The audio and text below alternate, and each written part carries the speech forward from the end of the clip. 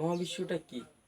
দিনের বেলায় আলো থাকার দরুন আমরা কি দেখতে পাই? রাতের আকাশে চাঁদ এবং দিনের আকাশে সূর্য। রাতের আকাশে চাঁদ, নক্ষত্র, গ্রহপুঞ্জ, লক্ষ লক্ষ গ্যাসের ধূলিকণা ইত্যাদি নিয়ে আমাদের সে শূন্যস্থান। এই শূন্যস্থানকে আমরা কি বলবো? মহাবিশ্ব বলবো। মহাবিশ্ব বলবো। আর এই নীহারিকাটা কি? নীহারিকা মহাবিশ্ব সৃষ্টির সময় যে ধূলিকণা মহাজাগতিক মেঘ তৈরি করে, সেই মহাজাগতিক মেঘ হচ্ছে নীহারিকা। আর এই নীহারিকা থেকে জন্ম হয় নক্ষত্রের।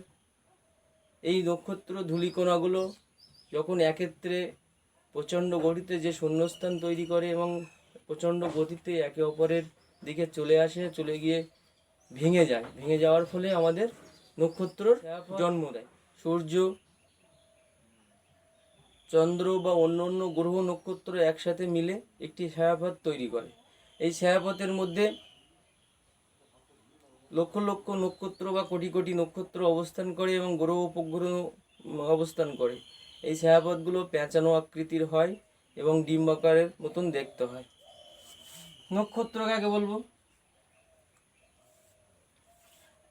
নক্ষত্র বলার আগে এই ছায়াপথকে আমরা এক একটা আকাশগঙ্গা নামে পরিচিত। অর্থাৎ সূর্য, চন্দ্র এবং অন্যান্য গ্রহ যখন একই সাথে অবস্থান করে তখন তাকে আকাশগঙ্গা নামে বা আকাশগঙ্গার অংশ নামে আমরা জানি। নক্ষত্র কাকে বলবো?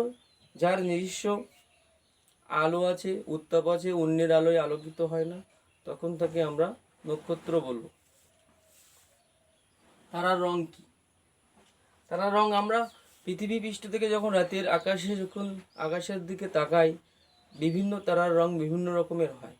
এ থেকে যেমন লাল আকৃতির যে তারাগুলো দেখতে পাওয়া যায় তার উষ্ণতা সব থেকে কম এবং আকাশে সব থেকে বেশি এই তারার পরিমাণ অধিক লক্ষ্য করা যায় এবং একটু হলুদ আকৃতি, তার উষ্ণতা একটু বেশি।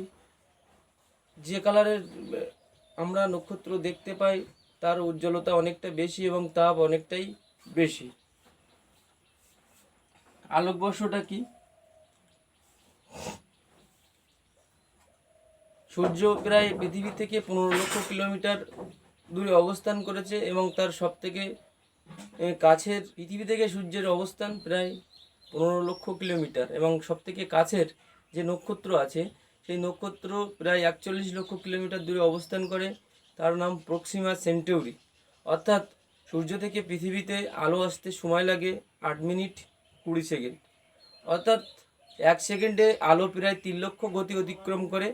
1 বছরে আলো যে গতিবেগ অতিক্রমণ করে বা যে দূরত্ব অতিক্রম করে সেটাকে আমরা কি বলি?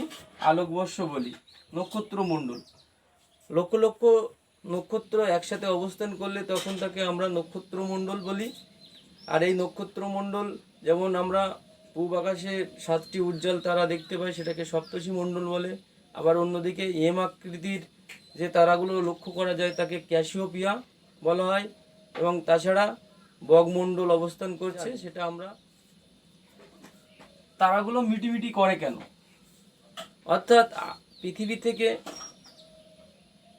রাতের আকাশে যখন আমরা আকাশের দিকে তাকাই তারাগুলো মিটিমিটি করে কারণ, অর্থাৎ শূন্যস্থান পৃথিবীতে আমাদের অবস্থান করছে বায়ুমণ্ডল।